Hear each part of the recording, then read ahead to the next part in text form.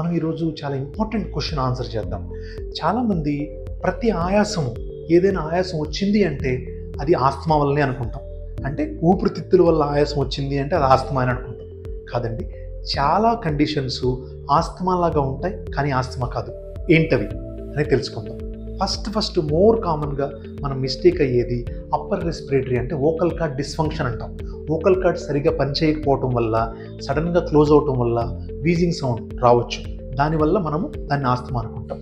Second condition ట్రేకియో బ్రాంకోమలేషియా అంటే మీ wind pipe కానీ bronchus pipe గాలిగొట్టం కానీ వీక్గా ఉన్నప్పుడు అది నారో అవుతుంది. దానివల్ల కూడా వీజింగ్ పిల్లికూతులు వస్తాయి.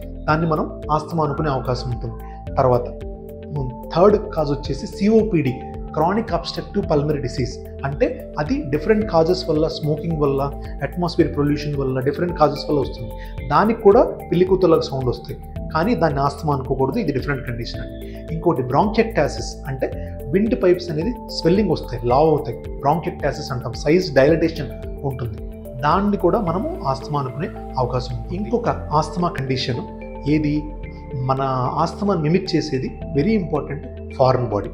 అంటే లంగ్స్లో ఏదన్నా ఫారెన్ బాడీ ఉంటుంది, కొన్ని గ్రౌండ్ నట్ కానీ సీడ్ కానీ ఏదో ఎప్పుడో వెళ్ళుంటుంది.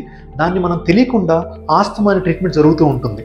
కానీ తర్వాత బ్రాంకోస్కోపీ చేస్తే తెలుస్తుంది ఏమిటంటే లోపల ఫారెన్ బాడీ గ్రౌండ్ నట్ కానీ పీనట్ కానీ కరక్కాయ కానీ లవంగం కానీ ఇలాంటి వెళ్ళి ఆల్రెడీ కూర్చొని ఉంటే దానివల్ల వీజింగ్ సౌండ్ ఇన్ఫ్లమేషన్ వస్తుంది.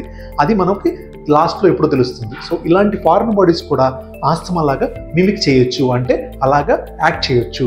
ఇలాగా డిఫరెంట్ కైండ్స్ ఆఫ్ డిసీజెస్ అనేది ఆస్తమా లాగా ప్రజెంట్ అవ్వచ్చు కానీ ఆస్తమా కాదు.